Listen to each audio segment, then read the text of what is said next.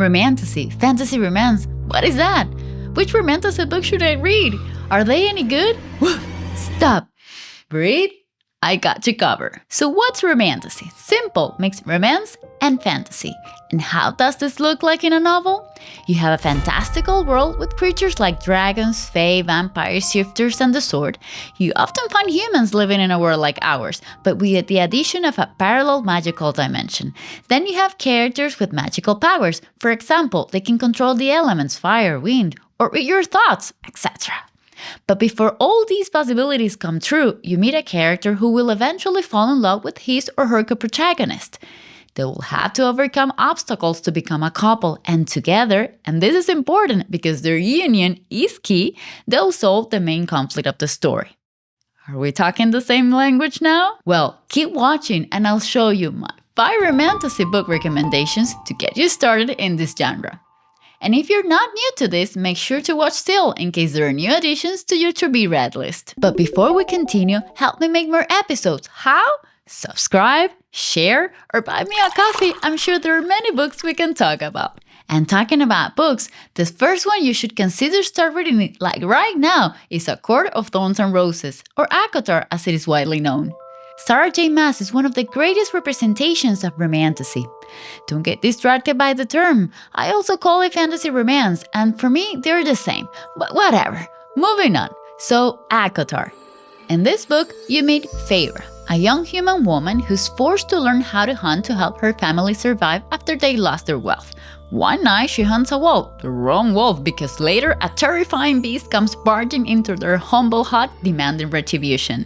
Her only chance is to make a deal and go with him to the fairylands. Feyre will face creatures she wished she'd never seen. She'll fall in love Beauty and the Beast style, and she'll jeopardize her life for everything and everyone she treasures. Now, there are people that find this book kind of boring. I liked it.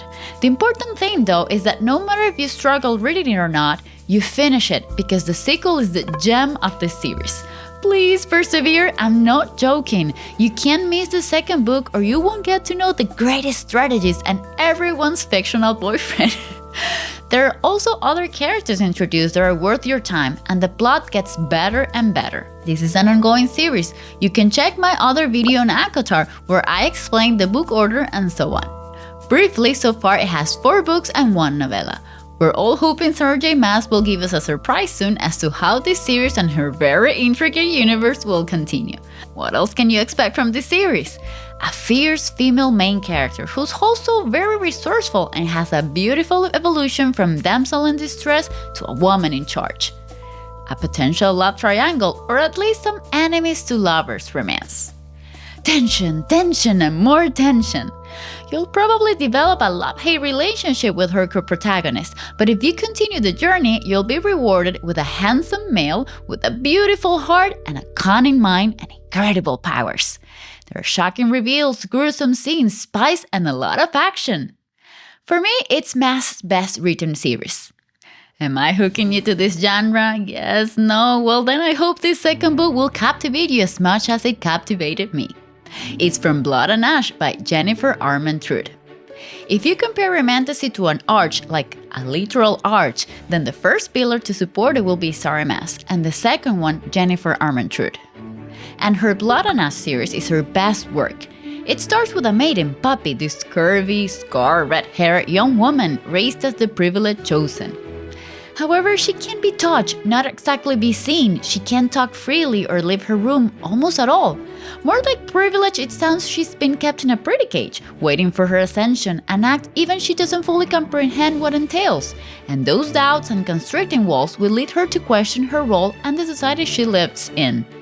Add her adventurous and curious nature and Hawk will soon walk into her path. A delicious flutter in her stomach will spark every time she lays eyes on him. Her now personal guard will unleash need and attraction. But that's not all he'll unleash, and she'll soon discover their true role in this story. I'll admit Armentrout's writing style can be quite confusing. She needs very complex worlds. She defines her creatures almost crossing the line between one possible species and the next, so it gets blurry. Like, what's the difference between a primal and a god, and a descendant from a god and a deity, and first and second generations? And you see, these are all similar terms that she differentiates by very small, difficult to grasp details. Don't despair, please. Don't get caught up in her long paragraphs and repetitions, and how many times Poppy's heart will skip a beat. She's a very feisty and sometimes spoiled lady, but as I said, move past all these because Armentrout's plots are very interesting.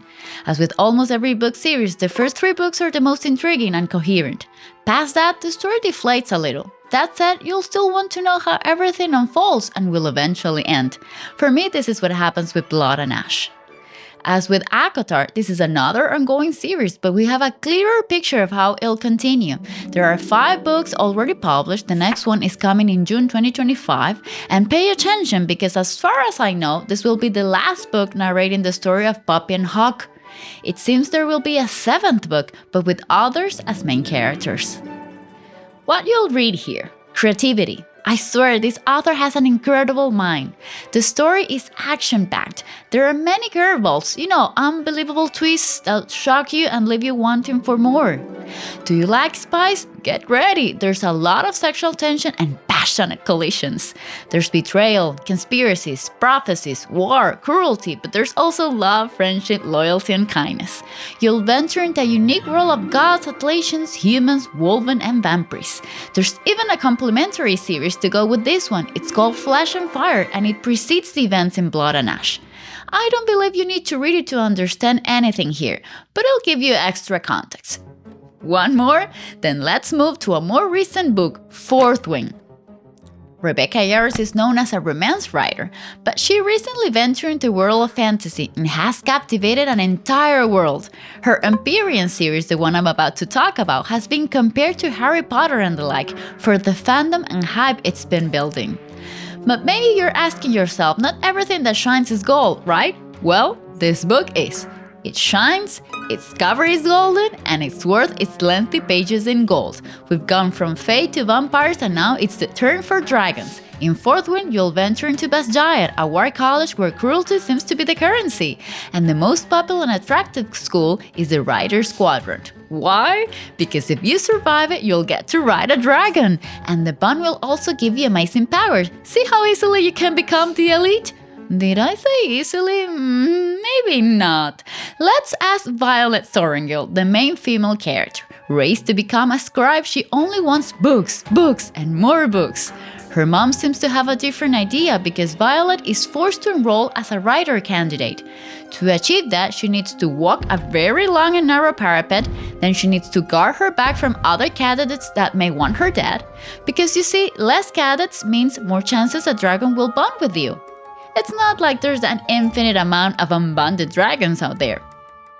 Add that thanks to her mother's actions, she already has a lot of enemies. And the cherry on top, her body is fragile. There's a chance she'll break and bend her bones and ligaments and everything inside her more times than not. Even breathing sounds like a challenge. Nevertheless, you'll never meet a more determined character than her. So if it's a writer she has to become, then her bright mind will sure give her the answers and methods to do so, even if she has to find the loops and the rules to achieve it. Were you looking for a complete series? I'm sorry to disappoint you because this is, again, an ongoing one. It's set for 5 books and we already have 3. What I like about this series, apart from the plot and the writing, is how the world has been expanding with every book. We start in the college. In the sequel, Iron Flame, we go outside its walls, and in the latest one, Onyx Storm, we travel to islands far and beyond. Moreover, from what I've read from Yarros, I can tell you she's as real as it gets. And that's reflected in her writing. What I mean by this is that she's unafraid of writing what the story demands. Life is unfair, so you'll see death. People are always trying to tell you can't, so Violet will listen to her inner strength instead. Change is always an unexpected and sometimes unwelcome friend. Well, there are trees you'll love and changes you might not wish for the characters. And waiting? Have you had to wait endlessly for news to arrive? A lot of anxiety. Am I right? Yeah, your anxiety will definitely peak with this story. Expect action, violence, blood and romantic tension, intrigue, endless questions without answers, excruciating cliffhangers, secrets, interesting evolution in her characters from the main ones to especially secondary ones. And what you'll probably love the most, the dragons, their personalities, their dialogues, their unknown world, and everything having to do with them. Now, tell me you've been intrigued. At least a little, yeah? There's still more to come. Hang in there. To give you a reprieve, I bring you a young adult book that even when there are power plays and conniving plots, compared to the Empyrean series, it could be a chill reading. That said, don't go disqualifying it because you're in front of a queen of the macabre. Let's talk about The Cruel Prince by Holly Black. A complete series, yay! The Cruel Prince is the first book of the Folk of the Air trilogy with one of my favorite romantasy couples, Carden and Jude. I love their banter, their fights and threats, their enmity and attraction is alluring. And when you write about a woman who's a fighter, who's afraid but that fear makes her brave, you've won me. I love empowered women. Add strategy in her thinking and sharp objects and... In The Cruel Prince, we go back to a world of humans and fae. And Jude is precisely that, a human whose parents were killed by her stepdad, who's by the way, a fae. So where does she live now? Among them, in Elfheim. She's trying to carve a place of respect in these lands of beautiful, terrifying, and powerful creatures. But as a human, her chances are slim. At how many despise her for her fragility, inferiority, and simply her existence, and well.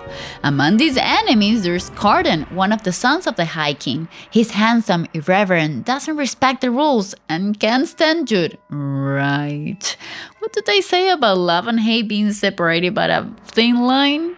In this enemies to lovers story, their fates will be forced together and they'll have to cooperate to solve court intrigues and secret plots, and of course, stay alive.